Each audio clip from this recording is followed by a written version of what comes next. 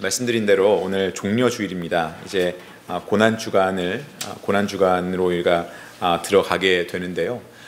우리가 부활절 때가 되면, 이 시즌이 되면 매년 많이 읽기도 하고 듣기도 하고 보기도 하는 그러한 말씀입니다. 예수님께서 나귀를 타시고 예루살렘으로 들어가시는 그러한 본문입니다.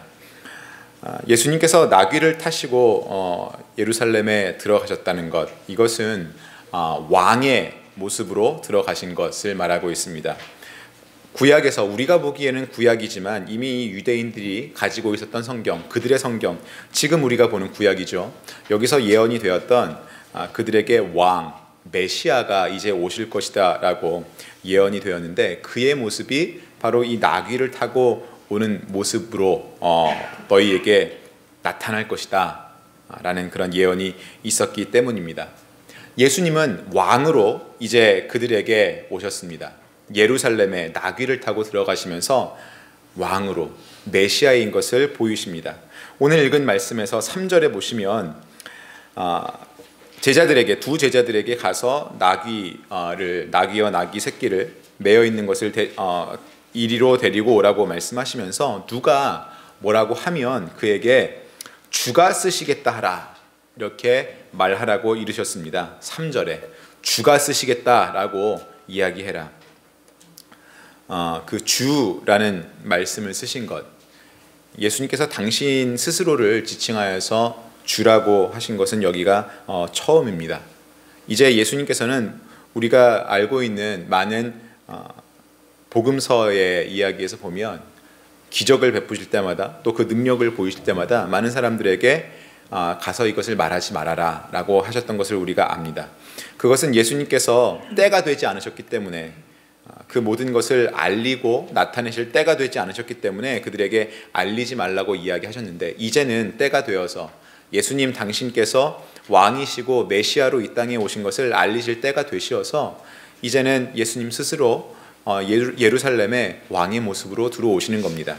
그러한 예수님을 맞아들이는 사람들, 또 역시 그 예수님이 왕이시고 메시아이신 것을 어느 정도 인정하고 있습니다. 우리가 오늘 읽은 말씀에서 보면 그 사람들이 예수님께서 나귀를 타고 들어오신 그 길에 자기들의 옷을 깔고 또 나뭇가지를 펴는 그런 모습을 우리가 볼 수 있습니다. 이 옷을 까는 것, 펴서 까는 것, 이것은 구약에서도 우리가 보면 열왕기하에 예후가 왕이 될 때 이런 모습들을 하는 것을 우리가 볼 수 있습니다. 그들이 예수님을 환영했던 겁니다. 구약에 나와 있으니까 너희들의 왕은, 너희들의 메시아는 나귀를 타고 올 것이다 라는 그 말씀이 지금 자신들이 보고 있는 그 눈앞에서 그대로 이루어지고 있습니다. 예수님도 나는 왕인 것을, 그들의 왕인 것을 보이시는 중이시고, 또 그들도 우리의 왕이 이제 오셨다라는 것을 알고 환영하는 중입니다. 오늘 이 말씀 속에서 우리가 알아야 할 중요한 것이 있습니다. 바로 5절에 나오는 말씀입니다. 5절은 구약에 나와 있는 말씀이 다시 한번 인용이 되는 것인데요, 이렇게 나와 있습니다. 시온 딸에게 이르기를 내 왕이 내게 임하나니 그는 겸손하여 나귀 곧 멍에 매는 짐승의 새끼를 탔도다 하라 하였느니라. 유대인들은요, 그들이 가지고 있던 하나님의 말씀, 성경, 즉 지금 우리가 보는 구약, 이것에 절대적으로 의존하였습니다. 그 하나님의 말씀 속에서 그들에게 주어진 약속이 있었기 때문에 그렇습니다. 바로 메시아가 너희에게 올 것이다라는 그러한 약속이었습니다. 작년에 요한복음을 강의하면서도 말씀을 드린 적이 있는 것 같습니다. 유대인들이 자신들의 그 역사 속에서 얼마나 많은 고통을 받으면서 살았는지 모릅니다. 주변국들의 침략과 또 억압에 굉장히 오랫동안 그들이 고생을 해야 했습니다. 그럼에도 불구하고 이 유대인들이 그 모든 고통의 시간들을 참을 수 있었던 단 한 가지의 이유가 있는데, 바로 그것은 하나님께서 그들이 가지고 있는 이 말씀 속에 약속을 주셨기 때문입니다. 그 약속 하나 믿고 그것을 소망 삼아서 그 괴로운 시간들을 견뎌낸 것이죠. 바로 그 약속은 너희들에게 메시아 곧 구원자가 있을 것이다. 그 구원자, 왕, 메시아가 너희에게 오면 너희들이 구원을 받을 것이다. 이러한 약속을 그들이 믿고 그 시간들을 참는 겁니다. 얼마나 많은 시간 힘들었겠습니까? 그런데 그 구약에, 절대적으로 그들이 믿던 그 구약에 약속이 된 그 모습대로 이제 그 왕이 오시는 것을 보고 있습니다. 예수님도 그 구약의 말씀 그대로, 그 모습 그대로 그들에게 나타나신 것, 이것을 통하여서 이제 그들에게 보이시는 겁니다. 나다. 너희들이 기다리던 그 메시아, 그 왕이 나다라는 것을 보이시는 겁니다.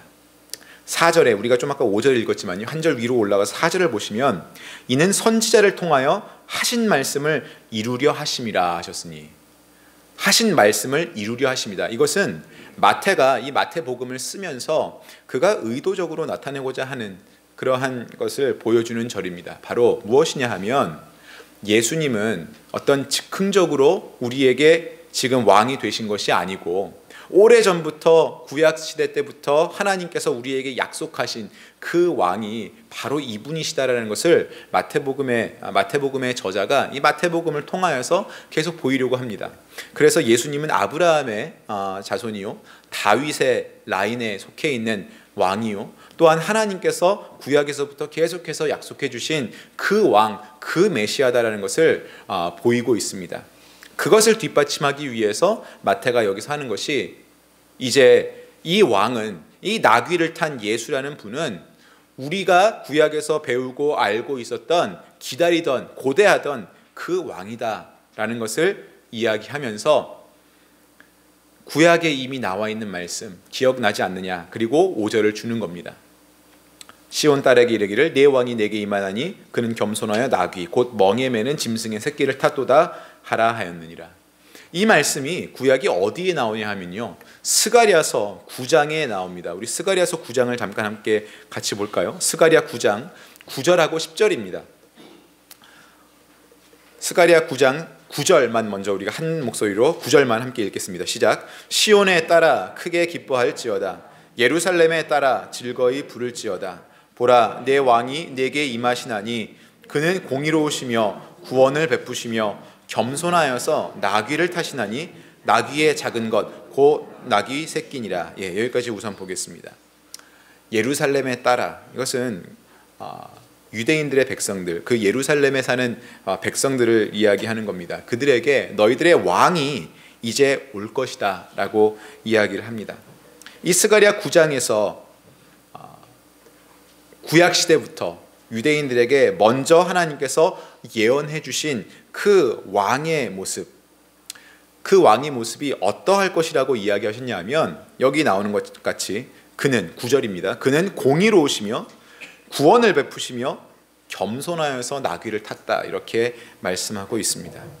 우리가 이 부활절 때가 되면, 특별히 종려주일이 되면 예수님께서 나귀를 타시고 예루살렘에 입성하시는 그 모습에 대해서 많이 이야기하면서, 나귀 타신 예수님은 참으로 겸손하신 모습이다라는 것을, 나귀 타신 모습과 겸손을 우리가 많이 연결해서 이야기합니다. 사실 성경학자들이 이야기하는 것을 보면요, 이 시대의 왕은 말을 탔습니다. 말을 탔는데 이 솔로몬 왕 이후에 그 말을 타는 풍습이, 그 귀한 사람들 또 왕들은 말을 타는 그 일들이 행해졌다고 합니다. 그 이전에는 말이 이렇게 일반적으로 많이 있기 전에는 왕들도 나귀를 타는 일이 종종 있었다는 것입니다. 그래서 나귀를 탔다는 것 자체만으로 우리가 겸손하다라고 이야기하기에는 조금 무리가 있을 수도 있습니다. 왜냐하면 왕이 나귀를 탄 그런 역사적인 기록이 있기 때문에 그렇습니다. 그런데 하나님께서 그 왕이, 메시아가 오실 것을 스가랴에서 예언하시면서 그는 겸손하여서 나귀를 탔다라는 것까지도 하나님께서 미리 말씀을 하셨기 때문에 우리가 그 모습을, 메시아, 왕의 모습을 겸손하다고 이야기할 수 있는 것이죠. 어쨌든 여기서 이 유대인들에게 임할 왕의 모습은 겸손한 왕의 모습이었습니다. 겸손한 왕의 모습. 유대인들이 생각하고 있었던 이 왕은 그러한 왕은 아니었습니다. 조금 있다가 유대인들이 기대하고 바랐던 왕이 어떠한 왕인지 말씀을 드리겠습니다. 이제 스가랴 9장 10절에는 그 겸손한 왕이 이 땅에 오셨을 때 어떠한 일을 할 것인가가 또 나와 있습니다. 우리 10절을 스가랴 9장 10절을 함께 한 목소리로 읽어볼까요? 시작. 내가 에브라임의 병거와 예루살렘의 말을 끊겠고 전쟁하는 활도 끊으리니 그가 이방 사람에게 화평을 전할 것이요 그의 통치는 바다에서 바다까지 이르고 유브라데 강에서 땅 끝까지 이르리라. 자, 이제 그 나귀를 타고 오는 겸손한 왕이 이 땅에 오시면 그가 이러한 일을 하실 것이다. 첫 번째, 병거와 예루살렘의 말을 끊겠다. 에브라임의 병거와 예루살렘의 말을 끊겠다. 그리고 전쟁하는 활도 끊을 것이다. 병거, 말, 이것은 전쟁할 때 쓰는 것들입니다. 이 말도 전쟁을 할 때 군사들이 왕이 타고 싸우는 그런 말이죠. 또 전쟁하는 활 역시 이것도 무기입니다. 전쟁에 쓰이는 그 모든 것들과 전쟁에 쓰이는 무기를 다 끊겠다라고 하시는 것은 그 왕이 오시면 전쟁이 그칠 것이다 라는 것을 예언하는 겁니다. 또 그 전쟁이 그침으로 그가 이방 사람에게 화평을 전할 것이요 그의 통치는 바다에서 바다까지 이르고 유브라데 강에서 땅끝까지 이르리라. 전쟁을 그치고 모든 사람에게 화평을 전할 것이다. 이것이 그 왕이 하는 일입니다. 그 화평의 통치가 바다에서 바다까지 그리고 강에서 땅끝까지 이른다는 것은 온 땅에 편만하다는 것입니다. 이 스가랴서 9장 9절과 10절을 그래서 정리해보자면 겸손한 왕, 그 왕이 오시면 이 세상에 전쟁이 그치고 싸움이 그치고 평화가 너희에게 찾아올 것이다 라는 것이 하나님의 메시지이고 오래전부터 유대인들에게 주어진 언약, 약속이었습니다. 자, 예수님이 이제 예루살렘에 나귀를 타고 입성하시는 것, 그것은 이 언약을 이루시기 위함입니다. 그분은 왕이십니다. 그런데 겸손한 왕이십니다. 평화의 왕이십니다. 평화의 겸손한 왕. 그분이 예수님입니다. 바로 그것이 하나님께서 이들에게 결국 보내주신, 오랫동안 기다리던 유대인들에게 보내주신 메시아의 모습입니다. 그런데 유대인들이 기다리던 이 왕의 모습은 어떠했을까요? 역시 작년에 이것도 요한복음을 강의하면서 말씀을 드린 적이 있습니다. 유대인들은 너무나 오랫동안 아까 말씀드린 것 같이 압제 속에서 고통을 받으면서 살았기 때문에 다윗 왕과 솔로몬 왕 정도를 제외하면 늘 그들이 약소국으로서 많은 괴롭힘을 당하면서 살았기 때문에 역사 속에서 그들의 마음에 아픔이 많았습니다. 그들이 생각하고 있었던 이 메시아, 구세주, 그가 오시면 우리가 다시 다윗 왕 때처럼 회복될 수 있을 것이다. 우리 이스라엘이 가장 잘 나갔던, 군사적으로 경제적으로 가장 부강했던 그 다윗 왕 때처럼 우리가 다시 올라설 수 있을 것이다 라는 소망을 가지고 살았던 사람들입니다. 그래서 이 사람들은 메시아가, 왕이 다시 오는 그 날에는 군사적으로 그들이 힘이 세서 다른 모든 나라들의 다른 모든 군사들을 물리쳐 이길 수 있고, 또 그들이 경제적으로도 부강하여서 세상의 어느 민족 어느 나라보다도 더 윗자리에 그들이 위치해 있을 수 있다고 생각했습니다. 정치적인 메시아를 그들이 기다리고 있었던 것입니다. 하나님께서 보내신 예수님, 메시아, 평화의 왕, 겸손의 왕. 그런데 이 유대인들이 기다리던 왕은 자신들에게 더 싸울 군사적인 힘을 줄 전쟁의 왕이었습니다. 그리고 그들을 가장 윗자리에, 이 세상에서 가장 윗자리에 올려줄 수 있는 능력의 왕이었던 것입니다. 이 유대인들이 기다리던 메시아의 개념과 하나님께서 이들에게 주겠다고 약속하신 그 메시아의 개념이 완전히 다릅니다. 반대입니다. 여러분, 이것은 오늘날 신앙을 가지고 살아가는 우리들이 생각하는 구원의 개념과도 비슷할지 모르겠습니다.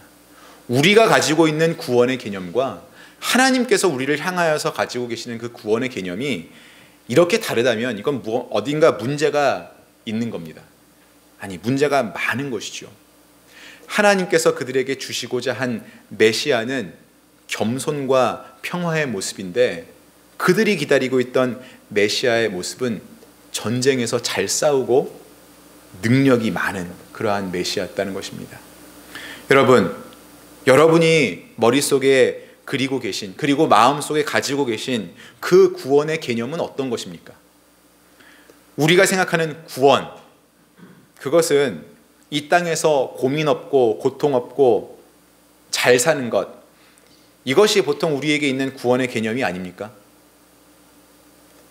여기서 잘 되면, 그러면 내가 무언가 하나님의 복을 누린다는 그러한 생각으로, 무언가 나의 육적인 그 삶이 잘 이루어져 가는 것을 보면 그것에 따라 나의 속사람도 즐거워져서 내가 구원에 좀 더 가까워진 것 같은 그러한 생각도 들고, 그것이 여러분들의 구원의 개념 아닙니까?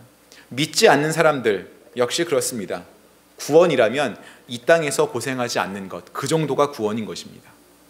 그런데 하나님께서 우리 죄인들을 향하여서 가지고 계시는 구원의 개념은 그렇지 않다는 겁니다. 이 땅에서 사람들이 가지고 있는 그 구원의 개념, 조금 전에 말씀드린 그 잘 산다는 것, 영원하지 않을 것에 늘 의지하여서 그것에 기대어서 구원의 개념을 생각하는 우리와는 달리, 하나님께서 우리 죄인을 향하여서 가지고 계신 그 구원의 개념이란 영원할 것, 영원히 살아갈 것, 그것에 대한 것입니다. 우리의 속사람이, 우리의 영혼이 나음받아서, 고침받아서 영원히 천국에서 살 수 있는 그 생명을 우리에게 허락하시는 것이 하나님의 구원의 개념입니다. 우리의 구원의 개념, 하나님의 구원의 개념, 그렇게 다를 때가 많이 있습니다.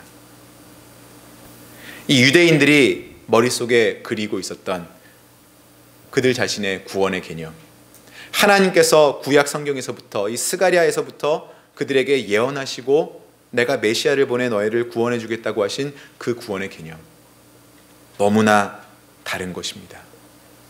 유대인들은 그랬습니다. 이 왕이 오면, 이 메시아가 오면 우리는 전쟁을 해서 이겨야 한다. 군사적으로 우리가 더 막강해서 그들을 이겨야 한다. 다윗 왕 때 그랬던 것처럼 우리가 그렇게 될 수 있을 것이다. 지금 이들은 나귀를 타고 들어오시는 예수님을 보고서 막 환호합니다. 이 종려나무 가지를 꺾어서 그들이 그것을 흔들면서 예수님을 환영한다는 것, 이 종려나무 가지는 승리를 의미합니다. 예수님께서 왕으로 나귀를 타고 들어오시는 그 모습 속에 승리의 왕이다, 우리 이겼다, 이제 이 메시아가 있으면 우리 이긴다, 우리 막강한 민족, 막강한 국가가 될 수 있다라고 생각하는 겁니다. 그리고 그들의 머릿속에 무엇이 있었겠습니까? 전쟁이 있었을 겁니다. 우리를 지금도 압제하고 있는 이 로마, 우리를 지금까지 쉽게 보고 우리를 괴롭혔던 그 모든 주위의 강대국들, 너희들 이제 죽었다, 우리가 너희들 이길 거다, 전쟁이 있었겠죠. 그런데 하나님께서 보내신 그 메시아 왕은 전쟁의 왕이 아니라 평화의 왕이었습니다. 겸손의 왕이지 능력의 왕이 아니었다는 겁니다. 우리가 이 세상을 살면서 지금 이 사회에서, 이 세상에서 간과하고 있는 것 중에 하나가 바로 이 인간들 간의, 사람들 간의 경쟁이 얼마나 우리의 마음을 피폐하게 하는가 하는 겁니다. 우리 늘 경쟁 속에 살아가고 있습니다. 그리고 여기에 계신 많은 분들도 경쟁 속에 살아오셨습니다. 여러분들 중에 거의 다수가 한국에서 교육을 받으신 분들이 많을 텐데요. 한국의 교육 환경 정말 그렇지 않습니까? 경쟁시킵니다. 물론 미국도 그것이 없다고 할 수는 없지만 어디에 가나 경쟁을 붙입니다. 근데 여러분, 경쟁이 뭡니까? 사실은 우리가 좋은 말로 잘 포장해서 얘기하고 긍정적으로 이야기하기 때문에 그 경쟁의 결과물들을 놓고 이야기하니까 이것이 굉장히 좋은 것 같이 보이지만 사실은 경쟁은 싸움입니다. 내가 더 앞서 나가야 하고 내가 짓밟고 올라가야 하고, 경쟁이 그런 것입니다. 제가 한국에서 어렸을 때 공부하면서 저는 초등학교 다닐 때는 뭐 등수라는 게 없었지만 중학교에 가니까 이제 등수가 매겨지더라고요. 반에서 몇 등, 전교에서 몇 등. 그런데 그때 참 의아했던 것이 있습니다.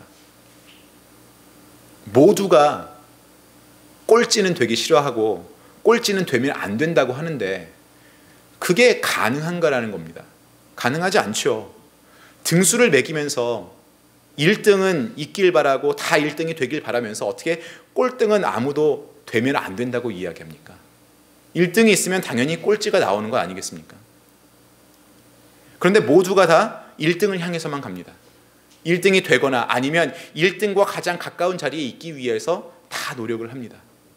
그리고 꼴찌라든가 꼴찌에 더 가까운 자리에 있는 사람들은 도태되는 것이죠. 그러면서 무시당하고 또 남들이 알아주지 않는 자리에 있는 사람들은 또다시 이를 갈면서 또 다른 싸움을 준비합니다. 그래서 우리가 익숙해져 있는 것이 싸워서 쟁취하고 승리하고 남들보다 앞서 나가고 남들보다 위에 서고 하는 것입니다. 경쟁이라고 말하지만 사실은 싸움입니다. 사실은 전쟁과도 같은 삶을 우리가 살도록 강요를 받는 것이죠. 우리가 그렇게 배웠고 우리의 자녀들을 그렇게 가르치고 있습니다. 싸우라고, 싸워서 이기라고, 쟁취하라고, 승리하라고 그렇게 가르칩니다. 마치 구약에서 예언되고 약속된 그 메시아의 모습을 오해하여서 그 메시아가, 그 왕이 오면 우리 싸워서 이길 거다, 우리 전쟁하여서 이길 거다, 가장 강한 나라가 될 거다 라고 착각하는 유대인들처럼, 그들의 마음처럼 우리도 세상을 향하여서 굉장히 호전적이고 굉장히 무언가 많은 것을 싸워서 이기고 쟁취하려고 하는 그런 패권주의에 우리가 물들어서 살아가고 있다는 것입니다. 하나님께서 우리에게 보내주신 메시아는 절대로 그런 분이 아닙니다.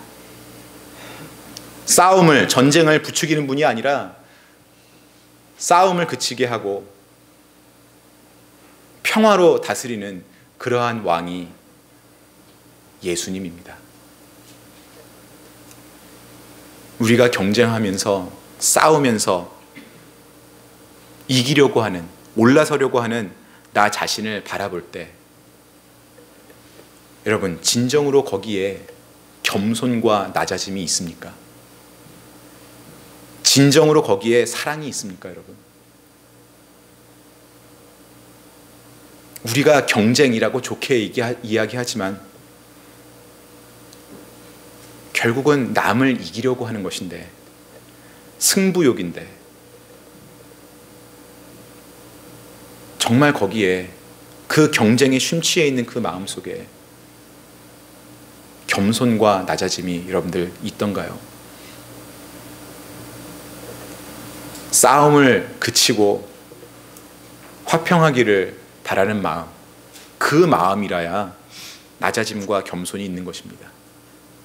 예수님이 전쟁의 왕이 아니고 평화의 왕이시기 때문에 그 왕에게는 겸손이 있는 것입니다. 그래서 그 겸손으로 나귀를 타고 오셨다라고 성경이 기록하고 있는 것이고요.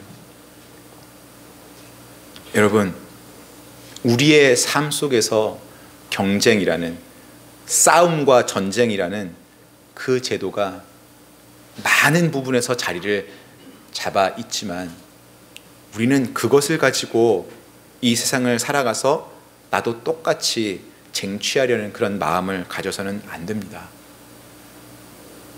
경쟁은, 싸우는 것은 우리를 겸손해서 자꾸만 멀어지게 하는 그러한 경향들이 있기 때문에 그렇습니다.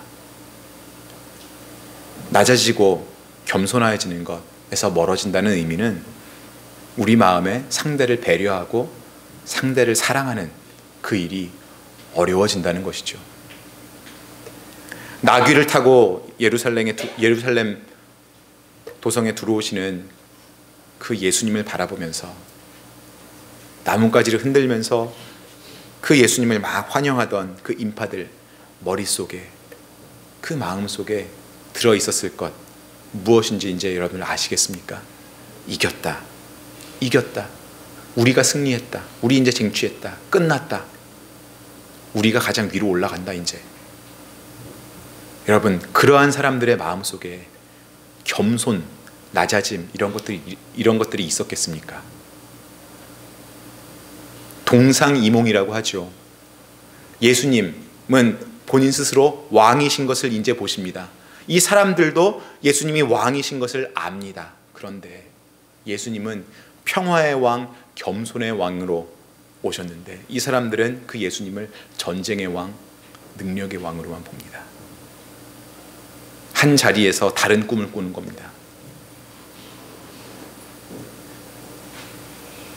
십자가에서 죽으시면서 고통당하신 예수님을 이번 주 고난주간 동안 여러분들 잘 묵상하십시오. 그 예수님이 나에게 가르쳐 주신 그 삶의 방법,